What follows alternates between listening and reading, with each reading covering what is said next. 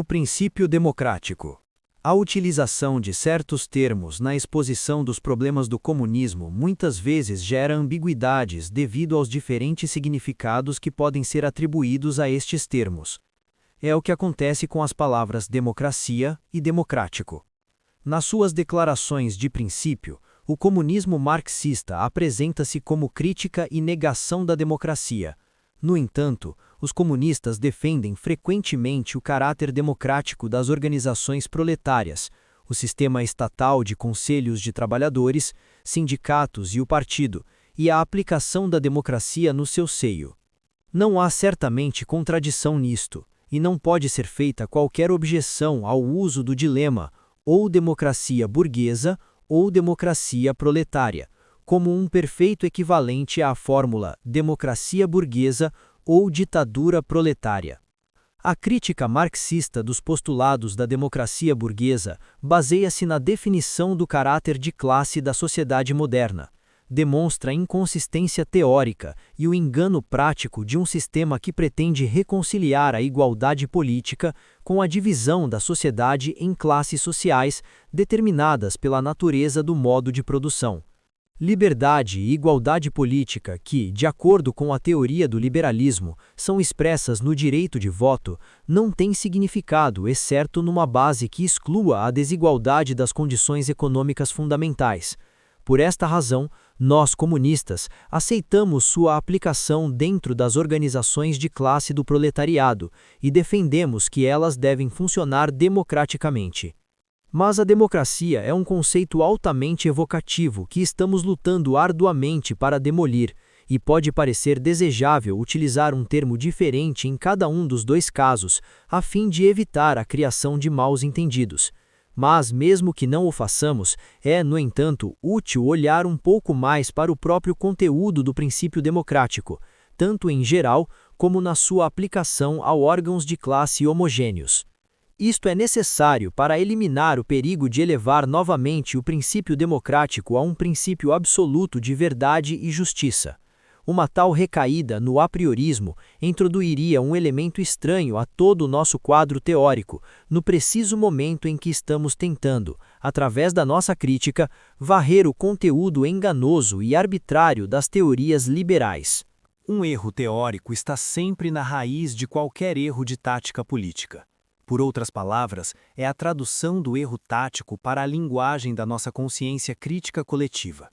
Assim, as políticas e táticas perniciosas da social-democracia refletem-se no erro de princípio que apresenta o socialismo como herdeiro de uma parte substancial da doutrina do liberalismo, que se opôs às velhas doutrinas espiritualistas. Na realidade, longe de aceitar e completar a crítica que o liberalismo democrático tinha levantado contra as monarquias aristocráticas e absolutas do antigo regime, o socialismo marxista, nas suas primeiras formulações, demoliu-o por completo. Fê-lo não para defender a doutrina espiritualista ou idealista contra o materialismo de Voltaire dos revolucionários burgueses, mas para demonstrar como os teóricos do materialismo burguês só se tinham iludido a si próprios quando pensavam que a filosofia política dos enciclopedistas os tinha conduzido fora das névoas da metafísica aplicada à sociologia e à política e do disparate idealista. De fato, como todos os seus predecessores, tiveram de se render à crítica genuinamente objetiva dos fenômenos sociais e históricos que é dada pelo materialismo histórico de Marx. É também importante, de um ponto de vista teórico, demonstrar que nenhuma revisão idealista ou neo-idealista dos nossos princípios é necessária para aprofundar o abismo entre o socialismo e a democracia burguesa. Basta referir só as posições tomadas pelos fundadores do marxismo face às mentiras das doutrinas liberais e da filosofia materialista burguesa para restaurar a teoria da revolução proletária, o seu conteúdo fortemente revolucionário, adulterado pelas falsificações daqueles que fornicam com a democracia burguesa. Para voltar ao nosso argumento, mostraremos que a crítica socialista da democracia foi, no fundo, uma crítica à crítica democrática das velhas filosofias políticas, uma negação da sua alegada oposição universal, uma demonstração da sua semelhança teórica, tal como, na prática, o proletariado tinha poucos motivos para celebrar quando a direção da sociedade passou das mãos da nobreza feudal, monárquica e religiosa para as mãos da jovem burguesia comercial e industrial. E a demonstração teórica de que a nova filosofia burguesa não tinha superado os velhos erros dos regimes despóticos, mas era ela própria apenas um edifício de novos sofistas, correspondia concretamente ao aparecimento do movimento revolucionário do proletariado, que continha a negação da pretensão burguesa de ter estabelecido para sempre a administração do negócio coletivo, numa base pacífica e infinitamente perfeita, graças à introdução do sufrágio e da democracia parlamentar. As antigas doutrinas políticas, baseadas em conceitos espiritualistas ou mesmo na revelação religiosa, afirmavam que as forças sobrenaturais que governam a consciência e a vontade dos homens tinham atribuído a certos indivíduos, famílias ou castas a tarefa de governar e gerir a existência coletiva, fazendo deles repositórios da autoridade por direito divino. A filosofia democrática, que se afirmou na época da Revolução Burguesa, contrapôs a proclamação da igualdade moral, política e jurídica de todos os cidadãos, quer fossem nobres, clérigos ou plebeus. Procurou transferir a soberania do grupo limitado da casta ou dinastia para a esfera universal da consulta popular baseada no sufrágio, o que permitiu à maioria dos cidadãos designar os dirigentes do Estado de acordo com sua vontade. Os relâmpagos lançados contra esta última concepção pelos sacerdotes de todas as religiões e pelos filósofos espiritualistas não são suficientes para lhe dar o reconhecimento como a vitória definitiva da verdade sobre o erro obscurantista, mesmo que o racionalismo desta filosofia política parecesse durante muito tempo ser a última palavra nas ciências sociais e na arte da política, e mesmo que muitos fingissem ser socialistas, proclamassem sua solidariedade com ela. Esta afirmação de que um sistema que tem sua hierarquia social baseada no consentimento da maioria dos eleitores significa o fim da época do privilégio não resiste à crítica marxista, que lança uma luz completamente diferente sobre a natureza dos fenômenos sociais, e é uma afirmação que só parece uma construção lógica atraente se admitir desde o início que cada voto, ou seja, o julgamento, opinião, consciência de cada eleitor, tem o mesmo peso de poder delegatório na determinação da administração do negócio coletivo. É já evidente que esta concepção é irrealista e pouco materialista, porque considera cada indivíduo como uma unidade perfeita dentro de um sistema composto por muitas unidades potencialmente equivalentes, e em vez de avaliar o valor da opinião do indivíduo na luz de suas múltiplas condições de existência, ou seja, das suas relações com os outros, postula a priori este valor com a hipótese da soberania do indivíduo. Novamente, isto equivale a negar que a consciência do homem é um reflexo concreto dos fatos e condições materiais de sua existência, vendo-a, em vez disso, como uma faísca acesa com a mesma imparcialidade providencial em cada organismo, saudável ou deficiente, atormentado ou harmoniosamente satisfeito em todas as suas necessidades, por alguma suprema dádiva de vida indefinível. Na teoria democrática, este ser supremo não nomeia o monarca, mas confere a todos a capacidade igual de fazê-lo. Apesar de sua frente racional, a teoria democrática assenta-se numa premissa metafísica não menos infantil do que a doutrina do livre-arbítrio, que, de acordo com a doutrina católica da vida após a morte, vence o homem ou a condenação ou a salvação. Devido ao fato de se colocar fora do tempo e das contingências históricas, a teoria democrática não está menos marcada pelo espiritualismo do que as doutrinas igualmente erradas da revelação e da monarquia por direito divino. Para alargar ainda mais esta comparação, basta recordar que muitos séculos antes da Revolução Francesa e da Declaração dos Direitos do Homem e do Cidadão, a teoria democrática tinha sido avançada por pensadores que tomaram resolutamente sua posição no terreno do idealismo e da filosofia metafísica. Além disso, se a Revolução Francesa derrubou os altares do Deus cristão em nome da razão, foi, sabendo ou não, apenas para fazer da razão uma nova divindade. Este pressuposto metafísico, incompatível com a crítica marxista, é característico não só da doutrina construída pelo liberalismo burguês, mas de todas as doutrinas e planos constitucionais para uma nova sociedade baseada no valor intrínseco de certos esquemas de relações sociais e de Estado. Ao construir sua própria doutrina da história, o marxismo demoliu de fato o idealismo medieval, o liberalismo burguês e o socialismo utópico, de uma só vez.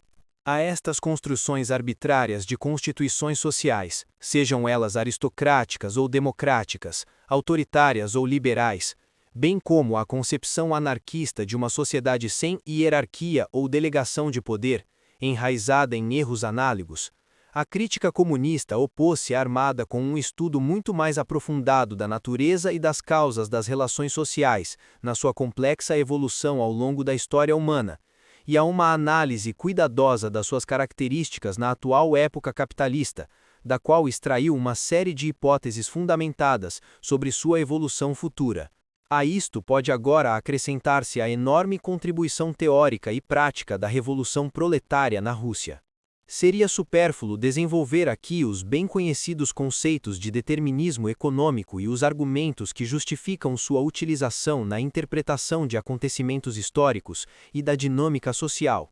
Os apriorismos típicos dos conservadores e utópicos são eliminados pela análise dos fatores enraizados na produção, na economia e nas relações de classe que determinam. Isto torna possível uma explicação científica dos fatos jurídicos, políticos, militares, religiosos e culturais que compõem as diversas manifestações da vida social. Nos limitaremos a fazer um breve resumo da evolução histórica do modo de organização social e de agrupamento dos homens, não só no Estado, uma representação abstrata de uma coletividade que funde todos os indivíduos, mas também noutras organizações que surgem das relações entre os homens. A base de interpretação de todas as hierarquias sociais, sejam elas complexas ou simples, encontra-se nas relações entre diferentes indivíduos e a base destas relações é a divisão de tarefas e funções entre estes indivíduos. Podemos imaginar sem erro grave que a espécie humana existia originalmente de uma forma completamente desorganizada. Ainda em número reduzido, estes indivíduos poderiam viver dos produtos da natureza sem a aplicação de tecnologia ou trabalho, e em tais condições poderiam passar sem os seus semelhantes. As únicas relações existentes comuns a todas as espécies eram as da reprodução. Mas para a espécie humana, e não só para ela, estas já eram suficientes para formar um sistema de relações com a sua própria hierarquia, a família. Isto poderia ser baseado na poligamia, poliandria ou monogamia. Não entraremos aqui numa análise detalhada, mas basta dizer que a família nos deu o embrião da vida coletiva organizada baseada numa divisão de funções diretamente determinada por fatores fisiológicos, uma vez que a mãe alimentou e criou os filhos, e o pai dedicou-se à caça, à aquisição de saque e à proteção da família contra inimigos externos, etc. Nesta fase inicial, em que a produção e a economia estão quase totalmente ausentes, bem como em fases posteriores do seu desenvolvimento, é inútil insistir na questão abstrata de saber se estamos lidando com a unidade individual ou com a unidade da sociedade. Sem qualquer dúvida, o indivíduo é uma unidade de um ponto de vista biológico, mas não se pode fazer dela a base da organização social sem cair em disparates metafísicos. De uma perspectiva social, nem todas as unidades individuais têm o mesmo valor. A coletividade nasce de relações e agrupamentos em que o estatuto e a atividade de cada indivíduo não derivam de uma função individual, mas de uma função coletiva, determinada por múltiplas influências do meio social. Mesmo no caso elementar de uma sociedade não organizada ou não sociedade, a base fisiológica que produz a organização familiar por si só já é suficiente para refutar a doutrina arbitrária do indivíduo como unidade indivisível, livre de se combinar com outras unidades semelhantes sem deixar de ser distinta e, no entanto, de alguma forma, equivalente a elas.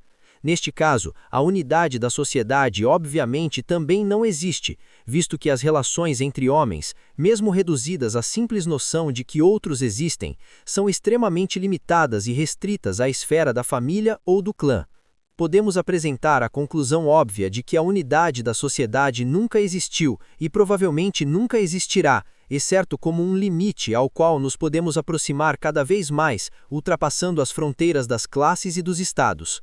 Partir da unidade individual como alguém capaz de tirar conclusões e de construir estruturas sociais, ou mesmo negar a sociedade, parte de uma suposição irreal, que mesmo nas suas formulações mais modernas, não passa de ser mera renovação dos conceitos de revelação e criação religiosas, e a noção de uma vida espiritual que não depende da vida natural, orgânica. O Criador divino, ou uma única força que governa o destino do universo, deu a cada indivíduo esta propriedade elementar de ser uma molécula autônoma bem definida, dotada de consciência, vontade e responsabilidade dentro do agregado social, independente de fatores contingentes derivados da influência física do ambiente. Esta concepção religiosa e idealista só muito superficialmente é modificada na doutrina do liberalismo democrático ou do individualismo libertário. A alma como faísca vinda do Ser Supremo, a soberania subjetiva de cada eleitor ou a autonomia ilimitada do cidadão de uma sociedade sem leis são tantos sofismas que, aos olhos da crítica marxista, estão manchados com o mesmo idealismo infantil, por mais resolutamente materialistas que os primeiros liberais burgueses e anarquistas possam ter sido. Esta concepção encontra o seu equivalente na hipótese igualmente idealista da unidade social perfeita, do monismo social, construída com base na vontade divina que supostamente deve governar e administrar a vida da espécie humana. Voltando à fase primitiva da vida social que estávamos a considerar e à organização familiar aí descoberta, concluímos que não precisamos de tais hipóteses metafísicas da unidade individual e da sociedade como unidade para interpretar a vida da espécie e o processo da sua evolução. Por outro lado, podemos afirmar positivamente que estamos a lidar com um tipo de coletividade organizada numa base unitária, ou seja, a família. Temos o cuidado de não fazer deste um tipo fixo ou permanente, ou de o idealizar como a forma modelo da coletividade social, tal como o anarquismo ou a monarquia absoluta com o indivíduo. Em vez disso, registamos simplesmente a existência da família como a unidade primária da organização humana, que será seguida por outras, que ela própria será modificada em muitos aspectos, tornar-se-á um elemento constituinte de outras organizações coletivas e, como é de esperar, desaparecerá em formas sociais muito avançadas. Não nos sentimos de modo algum obrigados a ser a favor ou contra a família em princípio, tal como não nos sentimos, por exemplo, a favor ou contra o Estado. O que nos preocupa é compreender a direção da evolução destes tipos de organização humana. Quando nos perguntamos se um dia eles irão desaparecer, fazemo-lo objetivamente, porque não nos poderia ocorrer pensar neles como sendo sagrados e eternos, ou como pecados que têm de ser abolidos. O conservadorismo e o seu oposto, ou seja, a negação de todas as formas de organização e hierarquia social, são igualmente fracos de um ponto de vista crítico e igualmente estéreis. Assim, deixando de lado a oposição tradicional entre as categorias de indivíduo e sociedade, seguimos a formação e a evolução de outras unidades no nosso estudo da história humana. Agrupamentos generalizados ou restritos de humanos que tinham a sua base numa divisão de funções e assim numa hierarquia, que aparecem como os verdadeiros fatores e agentes da vida social. Tais unidades podem, em certa medida, ser comparadas a unidades orgânicas, a organismos vivos cujas células, com as suas diferentes funções e valores, podem ser representadas por homens ou por grupos elementares de homens. Contudo, a analogia não é completa, pois enquanto um organismo vivo tem limites bem definidos e obedece às leis biológicas inflexíveis do seu crescimento e morte, as unidades sociais organizadas não têm limites fixos e estão continuamente a ser renovadas, misturando-se umas com as outras, dividindo-se e recombinando-se simultaneamente. Se optamos por continuarmos no primeiro exemplo, que é também o mais óbvio, a unidade familiar, é para demonstrar que mesmo que as unidades que consideramos sejam claramente compostas por indivíduos e se a sua própria composição é de facto variável, comportam-se, no entanto, como um todo conjunto, orgânico e integral, de tal forma que as dividir em unidades individuais não tem significado real e é basicamente mitologia. O elemento familiar constitui um todo cuja vida não depende do número de indivíduos que o compõem, mas da rede das suas relações. Para usar um exemplo rudimentar, uma família composta pelo patriarca, as esposas e alguns homens velhos fracos não tem o mesmo valor que outra família que é composta pelo patriarca e muitos filhos jovens fortes. Partindo da família, a primeira forma social organizada, na qual se encontra o primeiro exemplo de divisão de funções, as primeiras hierarquias, as primeiras formas de autoridade, de direção das atividades individuais e de administração das coisas, a evolução humana passa por uma série infinita de outras formas organizacionais, cada vez mais amplas e complexas. A razão para esta crescente complexidade reside na crescente complexidade das relações sociais e hierarquias, nascidas da diferenciação cada vez maior entre as funções. Esta última é diretamente determinada pelos sistemas de produção que a tecnologia e a ciência colocam à disposição da atividade humana a fim de fornecer um número crescente de produtos, no sentido mais lato do termo, adequados à satisfação das necessidades das sociedades maiores que evoluem para formas de vida mais elevadas.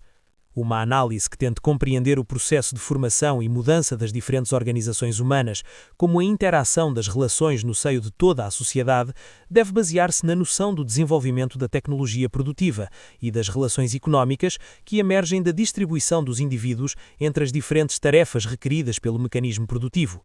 A formação e evolução das dinastias, castas, exércitos, estados, impérios, corporações e partidos pode e deve ser estudada com base nestes elementos. Pode-se imaginar que no ponto mais alto deste complexo desenvolvimento surgirá uma espécie de unidade organizada que englobará toda a humanidade e estabelecerá uma divisão racional de funções entre todos os homens. Que significado e limites terá o sistema hierárquico de administração coletiva nesta forma superior de vida social humana é um assunto a ser debatido mais profundamente. Para examinar os organismos unitários cujas relações internas são reguladas pelo que é geralmente chamado o princípio democrático, distinguiremos, para simplificarmos, entre as coletividades organizadas cujas hierarquias são impostas do exterior e aquelas que selecionam a sua própria hierarquia a partir do interior. De acordo com a concepção religiosa e a doutrina pura da autoridade, em cada época a sociedade humana é uma unidade coletiva que recebe a sua hierarquia de poderes sobrenaturais. E não vamos repetir a crítica de uma tal sobressimplificação metafísica que é contrariada por toda a experiência. É a necessidade da divisão de funções que dá naturalmente origem a hierarquias, e tal é o caso da família. À medida que esta última evolui para a tribo ou horda, deve organizar-se de modo a lutar contra outras organizações, tribos rivais. A liderança é confiada àqueles capazes de fazer melhor uso das energias comunitárias e as hierarquias militares emergem em resposta a esta necessidade. Este critério de escolha no interesse comum apareceu milhares de anos antes do eleitoralismo democrático moderno. Reis, chefes militares e padres foram originalmente eleitos. Ao longo do tempo, outros critérios para a formação de hierarquias prevaleceram, dando origem a privilégios de casta transmitidos por herança ou mesmo por iniciação em escolas, seitas e cultos fechados. Esta evolução veio do fato de que se a adesão a uma determinada categoria se justificasse pela posse de aptidões especiais, tal condição era frequentemente mais favorável para influenciar a transmissão da mesma categoria. Não entraremos aqui em todo o processo de formação de castas e depois de classes dentro da sociedade. Basta dizer que a sua aparência já não corresponde apenas à necessidade lógica de uma divisão de funções, mas também ao fato de certos estratos que ocupam uma posição privilegiada no mecanismo econômico acabarem por monopolizar o poder e a influência social. De uma forma ou de outra, cada casta governante proporciona-se a si própria com a sua própria organização, a sua própria hierarquia, e isto também se aplica às classes economicamente privilegiadas. A aristocracia fundiária da Idade Média, por exemplo, unindo-se para a defesa dos seus privilégios comuns contra os ataques das outras classes, construiu uma forma de organização que culminou na monarquia, que concentrou os poderes públicos nas suas próprias mãos, com a total exclusão das outras camadas da população. O Estado da época feudal era a organização da nobreza feudal apoiada pelo clero. O principal elemento de coerção da monarquia militar era o exército. Aqui temos um tipo de coletividade organizada cuja hierarquia foi instituída de fora, uma vez que foi o rei quem conferiu as fileiras, e no exército a obediência passiva de cada um dos seus componentes era a regra. Todas as formas de Estado concentram sob uma autoridade a organização e o oficiamento de toda uma série de hierarquias executivas, o exército, a polícia, a magistratura e a burocracia. Assim, o Estado faz uso material da atividade de indivíduos de todas as classes, mas é organizado com base em uma única ou poucas classes privilegiadas que se apropriam do poder de modo a constituir as suas diferentes hierarquias. As outras classes e, em geral, todos os grupos de indivíduos para os quais é apenas demasiado evidente que o Estado, apesar das suas reivindicações, não garante de forma alguma os interesses de todos. Procuram dotar-se das suas próprias organizações a fim de fazer prevalecer os seus próprios interesses. Seu ponto de partida é que seus membros ocupam a mesma posição na produção e na vida econômica. No que diz respeito às organizações, de particular interesse para nós, que se dotam da sua própria hierarquia. Se perguntarmos qual a melhor forma de nomear uma hierarquia a fim de assegurar a defesa dos interesses coletivos de todos os componentes da organização em questão e para evitar a formação de estratos privilegiados no seu seio, alguns proporão um método democrático, cujo princípio consiste em consultar todos os indivíduos e utilizar a opinião majoritária para selecionar aqueles de entre eles que ocuparão os vários níveis da hierarquia. A severidade da nossa crítica a tal método depende de sua aplicação à sociedade atual como um todo, a determinadas nações ou quando se trata de introduzir em organizações muito mais restritas, como sindicatos e partidos. No primeiro caso, deve ser rejeitado, uma vez que não tem em conta a situação dos indivíduos na economia e uma vez que pressupõe a perfeição intrínseca do sistema sem ter em conta a evolução histórica da coletividade a que é aplicado. A divisão da sociedade em classes distintas por privilégios econômicos retira claramente todo o valor da tomada de decisões por maioria.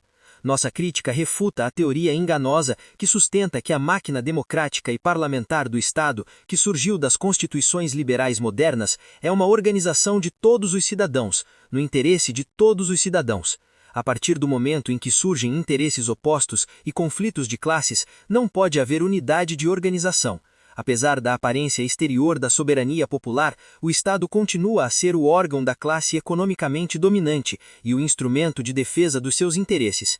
Apesar da aplicação do sistema democrático para a representação política, a sociedade burguesa aparece como uma rede complexa de órgãos unitários.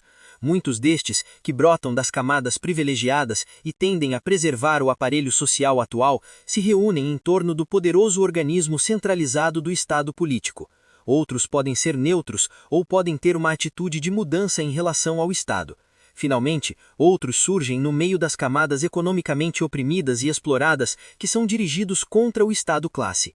O comunismo demonstra que a aplicação formal, jurídica e política do princípio democrático e majoritário a todos os cidadãos, enquanto a sociedade está dividida em classes economicamente opostas, é incapaz de fazer do Estado uma unidade organizativa da sociedade como um todo, ou da nação como um todo. Oficialmente, é isso que a democracia política afirma ser, enquanto na realidade é a forma adequada ao poder da classe capitalista, a ditadura desta classe em particular, com o objetivo de preservar seus privilégios.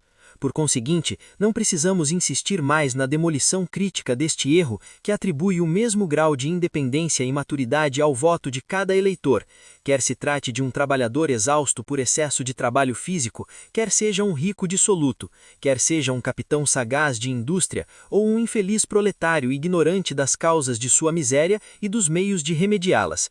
E é um erro que pensa que o cumprimento do dever soberano de solicitar a opinião do eleitor, uma vez na lua azul, vai assegurar a calma e a obediência de quem se sentir vitimado e maltratado pelas políticas e administração do Estado. É assim, claro, que o princípio da democracia não tem nenhuma virtude intrínseca. Não é um princípio, mas sim um simples mecanismo de organização, respondendo à presunção aritmética simples e rude de que a maioria está certa e a minoria está errada.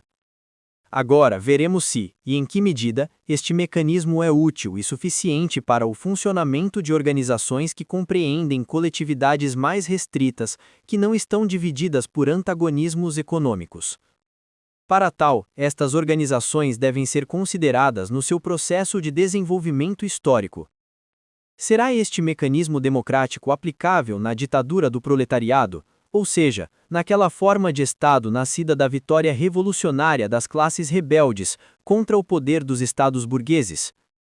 Poderá esta forma de Estado, devido ao seu mecanismo interno de delegação de poderes e de formação de hierarquias, ser assim definida como uma democracia proletária?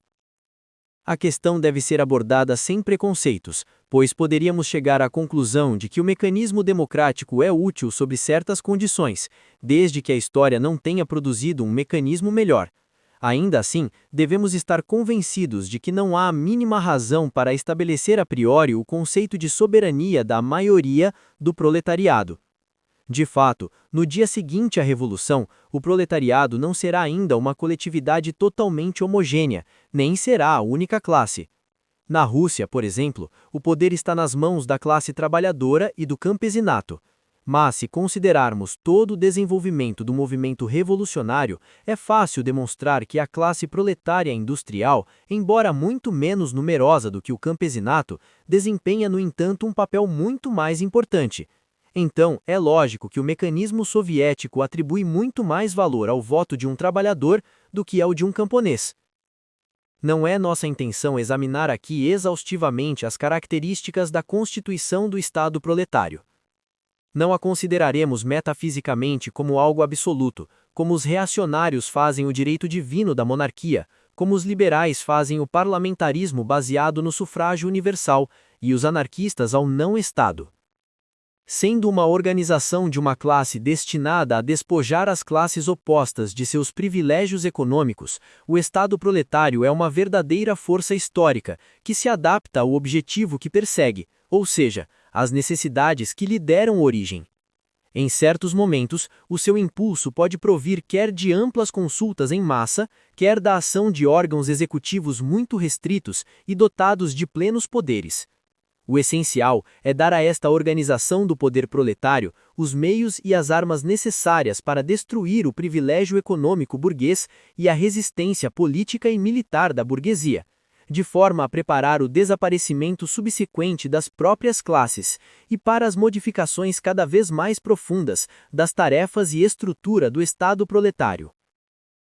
Uma coisa é clara: enquanto o verdadeiro objetivo da democracia burguesa é privar as grandes massas proletárias e pequeno-burguesas de toda a influência no controle do Estado, reservado às grandes oligarquias industriais, bancárias e agrícolas, a ditadura proletária tende a envolver as camadas mais amplas do proletariado e mesmo as massas quase proletárias na luta que encarna.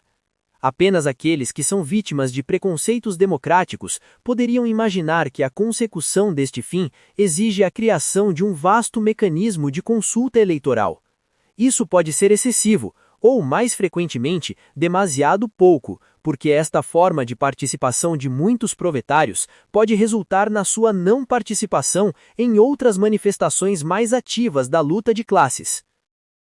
Por outro lado, a intensidade da luta em determinadas fases exige rapidez de decisão e de movimento, e uma organização centralizada de esforços numa direção comum. A fim de combinar estas condições, o Estado proletário, como a experiência russa nos ensina com uma série inteira de exemplos, baseia a sua máquina constitucional em características que estão em aberta contradição com os cânones da democracia burguesa. Os adeptos da democracia burguesa uivam sobre a violação das liberdades, enquanto que se trata apenas de desmascarar os preconceitos filisteus que sempre permitiram aos demagogos assegurar o poder aos privilegiados. Na ditadura do proletariado, o mecanismo constitucional da organização do Estado não é apenas consultivo, mas ao mesmo tempo executivo. A participação nas funções da vida política, se não de toda a massa eleitora, então de uma vasta camada de seus delegados, não é intermitente, mas sim contínua. É interessante notar que, em vez de prejudicar o caráter unitário da ação de todo o aparelho de Estado, é de fato consistente com ele, precisamente porque aplica critérios que se opõem aos de hiperliberalismo burguês, ou seja, ao suprimir virtualmente eleições diretas e representação proporcional, uma vez que o outro dogma sagrado, o voto igual, foi derrubado, como já vimos. Não afirmamos que estes novos critérios introduzidos no mecanismo de representação ou codificados numa Constituição tenham origem em razões de princípio. Em novas circunstâncias, os critérios poderiam ser diferentes. Em qualquer caso, o que estamos a tentar esclarecer é que não atribuímos qualquer valor intrínseco a estas formas de organização e representação. É uma visão que podemos traduzir na tese marxista fundamental. A revolução não é uma questão de formas de organização. A revolução, pelo contrário, é uma questão de conteúdo, ou seja, de movimento e ação de forças revolucionárias num processo interminável, que não pode ser teorizada através da sua cristalização em nenhuma das várias doutrinas constitucionais estáticas que têm sido tentadas. Em qualquer caso, nos mecanismos dos conselhos de trabalhadores não encontramos qualquer vestígio dessa regra da democracia burguesa que afirma que cada cidadão escolhe diretamente o seu delegado ao órgão supremo representativo, o Parlamento. Pelo contrário, existem diferentes níveis de conselhos de trabalhadores e de camponeses, cada um com uma base territorial mais ampla que culmina no Congresso dos Soviéticos. Cada conselho local ou distrital elege os seus delegados a um conselho superior e, da mesma forma, elege a sua própria administração, ou seja, o seu órgão executivo. Na base, seja na cidade ou no conselho rural, toda a massa é consultada. Na eleição dos delegados aos conselhos superiores e às delegações administrativas locais, cada grupo de eleitores vota não de acordo com um sistema proporcional, mas de acordo com um sistema majoritário, escolhendo os seus delegados a partir de listas apresentadas pelas partes. Além disso, como um único delegado é suficiente para estabelecer uma ligação entre um conselho inferior e um superior, é evidente que os dois dogmas do liberalismo formal, votar em vários membros de uma lista e representação proporcional, caem para serem esquecidos. Em cada nível, os conselhos devem dar origem a órgãos consultivos e administrativos e diretamente ligados à administração central. Assim, é natural que, à medida que se avança para órgãos representativos superiores, não se encontrem assembleias parlamentares cheios de tagarelas que discutem interminavelmente sem nunca fazer nada. Pelo contrário, vê-se órgãos compactos e homogéneos, capazes de dirigir a ação e a luta política e de dar uma orientação revolucionária a toda a massa, assim organizada de forma unitária.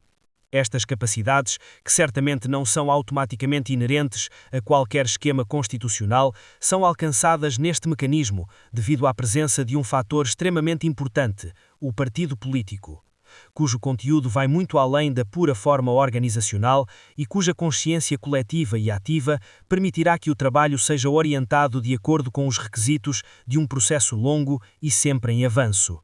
De todos os órgãos da ditadura do proletariado, o partido político é aquele cujas características mais se aproximam das características de uma coletividade unitária, homogénea, unificada em ação.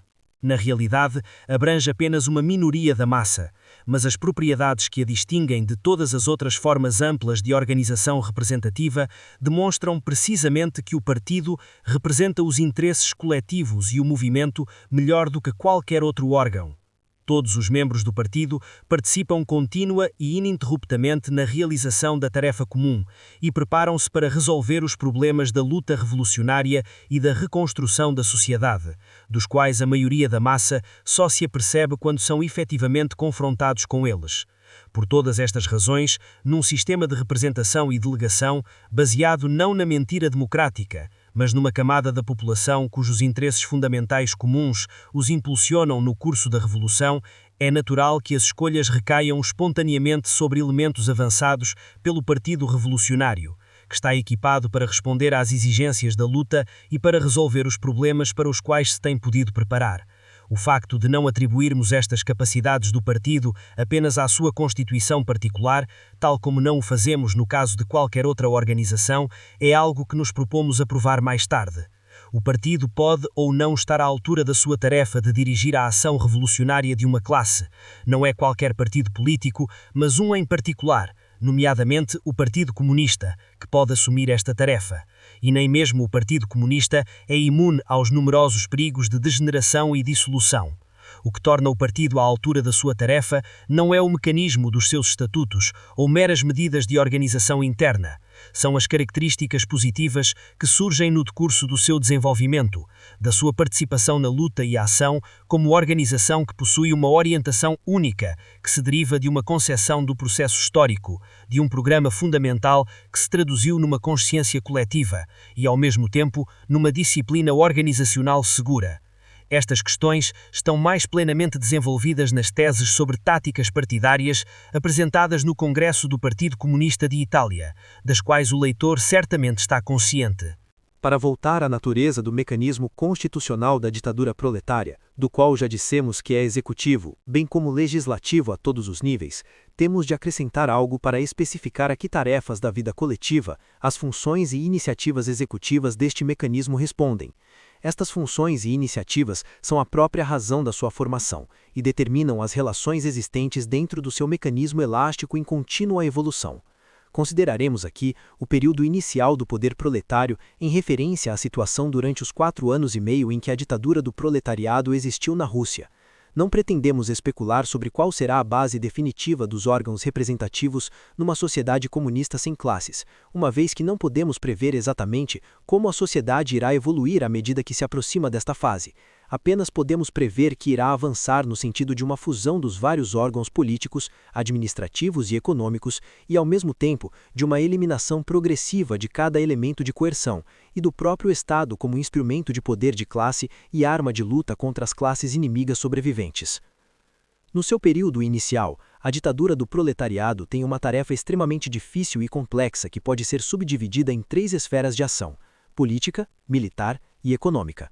Tanto os problemas de defesa militar contra ataques contra-revolucionários a partir do interior e do exterior, como a reconstrução da economia numa base coletiva, dependem de um plano sistemático e racional de como mobilizar suas forças, numa atividade que tem de ser extremamente unitária através da utilização, ou melhor, utilizando para maior efeito, as diversas energias das massas. Como consequência, o corpo que lidera a luta contra o inimigo nacional e estrangeiro, ou seja, o exército e a polícia revolucionários, deve basear-se em uma disciplina e numa hierarquia que está centralizada nas mãos do poder proletário. O próprio Exército Vermelho é assim uma unidade organizada cuja hierarquia é imposta externamente pelo governo do Estado proletário, e o mesmo é válido para a polícia e tribunais revolucionários.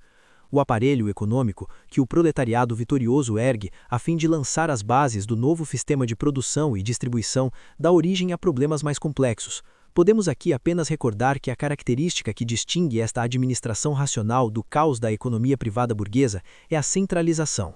Cada empresa deve ser gerida no interesse de toda a coletividade e em harmonia com as exigências de todo o plano de produção e distribuição. Por outro lado, o aparelho econômico e a posição dos indivíduos que o compõem está continuamente a ser modificado, e isto deve-se não só ao seu próprio desenvolvimento gradual, mas também às inevitáveis crises durante um período de tão vastas transformações, um período em que as lutas políticas e militares são inevitáveis. Estas considerações levam às seguintes conclusões. No período inicial da ditadura proletária, embora os conselhos a diferentes níveis devam nomear os seus delegados aos órgãos executivos locais, bem como aos órgãos legislativos a níveis superiores, a responsabilidade absoluta pela defesa militar e, de uma forma menos rígida, pela campanha econômica, deve permanecer no centro. Por seu lado, os órgãos locais servem para organizar politicamente as massas para que estas participem no cumprimento desses planos e aceitem a organização militar e econômica. Criam assim as condições para a mais ampla e contínua atividade de massas possível em relação às questões da vida coletiva, canalizando esta atividade para a formação de um Estado proletário altamente centralizado. Estas considerações não pretendem negar toda a possibilidade de movimento e iniciativa aos órgãos intermediários da hierarquia do Estado, mas queríamos mostrar que não se pode teorizar que eles apoiariam as tarefas executivas da revolução de manutenção da ordem militar ou econômica se fossem formados por grupos de eleitores organizados ao nível da fábrica ou da divisão do exército. A estrutura de tais grupos simplesmente não lhes confere quaisquer capacidades especiais e, portanto, as unidades em que os eleitores estão agrupados na base podem ser formadas de acordo com critérios empíricos. De fato, constituir-se-ão de acordo com critérios empíricos, entre os quais, por exemplo, o local de trabalho, o bairro, a guarnição, a frente de batalha ou qualquer outra situação na vida cotidiana, sem que nenhum deles seja excluído a priori ou retido como modelo. Ainda assim, a base da representação do Estado na Revolução Proletária continua a ser uma divisão territorial em distritos eleitorais. Nenhuma destas considerações são regras duras e rígidas, e isto nos leva à nossa tese de que nenhum esquema constitucional equivale a princípio e que a democracia de maioria entendida no sentido formal e aritmético é apenas um método possível para coordenar as relações que surgem no seio das organizações coletivas, um método ao qual é absolutamente impossível atribuir um caráter intrínseco de necessidade ou justiça, já que tais termos não têm na realidade nenhum significado para os marxistas, e além disso, o nosso objetivo não é substituir o aparelho democrático criticado por nós mesmos por outro projeto para um aparelho partidário sem razão de ser inerentemente livre de todos os defeitos e erros. Parece-nos que já foi dito o suficiente sobre o princípio democrático na sua aplicação ao Estado burguês, que afirma abraçar todas as classes, e também na sua aplicação apenas à classe proletária, como base do Estado após a vitória revolucionária. Resta-nos dizer algo sobre a aplicação do mecanismo democrático às organizações dentro do proletariado, tanto antes como depois da conquista do poder, ou seja, aos sindicatos e aos partidos políticos. Estabelecemos acima que uma verdadeira unidade organizacional só é possível com base numa identidade de interesses entre os membros, uma vez que se adere a sindicatos ou partidos em virtude de uma decisão espontânea de participar num tipo específico de ação. Uma crítica que nega absolutamente qualquer valor ao mecanismo democrático no caso do Estado burguês, ou seja, uma união constitucional falaciosa de todas as classes, não é aplicável aqui. No entanto, mesmo no caso do partido e do sindicato, é necessário não se deixar enganar pelo conceito arbitrário de santidade das decisões por maioria. Em contraste com o partido, o sindicato caracteriza-se pela identidade virtual dos interesses materiais imediatos dos seus membros. Dentro dos limites da categoria, alcança uma ampla homogeneidade de composição e é uma organização com filiação voluntária. Tende a tornar-se uma organização à qual todos os trabalhadores de uma determinada categoria ou indústria aderem automaticamente, ou são mesmo, como numa determinada fase da ditadura do proletariado, obrigados a aderir. É certo que neste domínio, o número continua a ser o fator decisivo, e a decisão majoritária tem um grande valor, mas não nos podemos limitar a uma consideração esquemática dos seus resultados. É igualmente necessário ter em conta outros fatores que entram em jogo na vida da organização sindical. Uma hierarquia burocratizada de funcionários que paralisa o sindicato sob a sua tutela, e os grupos de vanguarda que o Partido Revolucionário estabeleceu no seu seio a fim de o conduzir para o terreno da ação revolucionária. Nesta luta, os comunistas salientam frequentemente que os funcionários da burocracia sindical violam a ideia democrática e desprezam a vontade da maioria. É correto denunciar isso porque os patrões da direita sindical desfilam uma mentalidade democrática, e é necessário apontar suas contradições. Fazemos o mesmo com os liberais burgueses cada vez que coagem e falsificam a consulta popular, sem propor que mesmo uma consulta livre resolveria os problemas que pesam sobre o proletariado. É correto e oportuno fazê-lo porque, nos momentos em que as grandes massas são obrigadas a agir por pressão da situação econômica, é possível pôr de lado a influência dos burocratas sindicais, que é em substância uma influência extraproletária de classes e organizações alheias ao sindicato, aumentando assim a influência dos grupos revolucionários. Mas em tudo isso, não há preconceitos constitucionais, e os comunistas, desde que sejam compreendidos pelas massas e possam demonstrar-lhes que estão agindo na direção de seus interesses mais imediatos, podem e devem comportar-se de forma flexível face aos cânones da democracia formal no seio dos sindicatos. Por exemplo, não há contradição entre estas duas atitudes táticas. Por um lado, assumir a responsabilidade de representar a minoria nos órgãos dirigentes dos sindicatos, na medida em que os estatutos o permitam, e por outro, afirmar que esta representação estatutária deve ser suprimida uma vez conquistadas estas organizações, a fim de acelerar suas ações.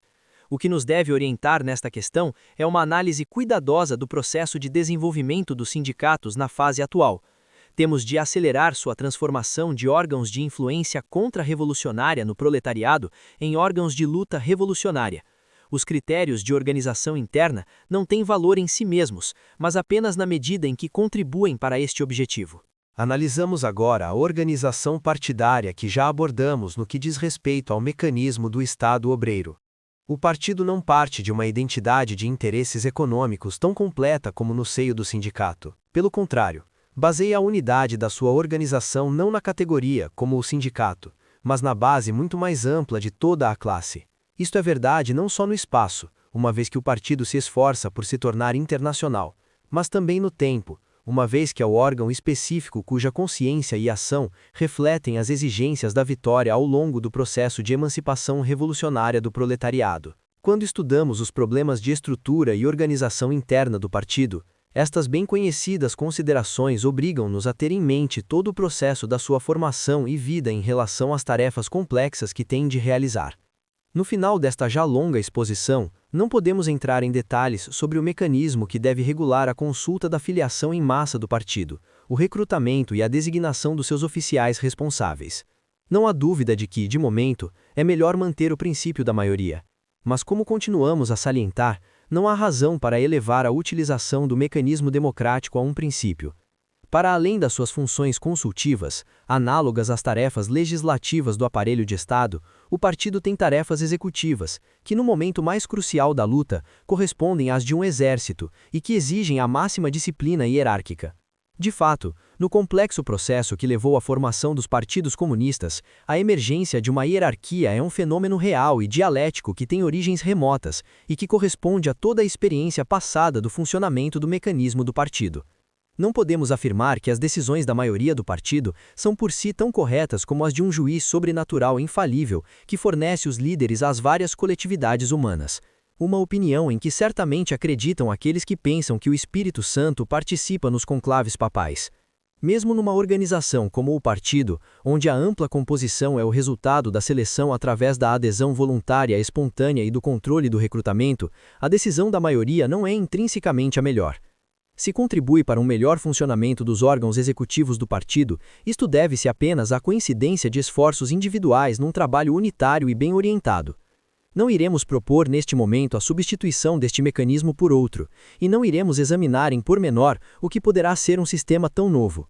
Mas podemos prever um modo de organização que será cada vez mais liberto das convenções do princípio democrático, e não será necessário rejeitá-lo por receios injustificados, se um dia se puder demonstrar que outros métodos de decisão, de escolha, de resolução de problemas são mais coerentes com as exigências reais do desenvolvimento do partido e da sua atividade no quadro da história.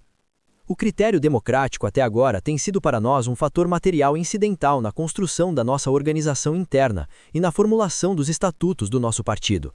Não é a sua plataforma indispensável. Não elevaremos, portanto, a fórmula organizacional conhecida como centralismo democrático ao nível de um princípio. A democracia não pode ser um princípio para nós. O centralismo incontestavelmente é, uma vez que as características essenciais da organização partidária devem ser a unidade de estrutura e ação. A fim de expressar a continuidade da estrutura partidária no espaço, o termo centralismo é suficiente, mas para introduzir a ideia essencial de continuidade no tempo, a continuidade histórica da luta que ultrapassa sucessivos obstáculos, avança sempre para o mesmo objetivo, proporemos dizer, ligando estas duas ideias essenciais de unidade, que o Partido Comunista baseia a sua organização no centralismo orgânico. Assim, embora preservando tanto do mecanismo democrático incidental quanto nos possa ser útil, eliminaremos o uso do termo democracia, tão caro aos piores demagogos, mas manchado de ironia para os explorados, oprimidos e enganados, abandonando-o ao uso exclusivo da burguesia e dos campeões do liberalismo, que aparecem sob várias formas, por vezes extremistas.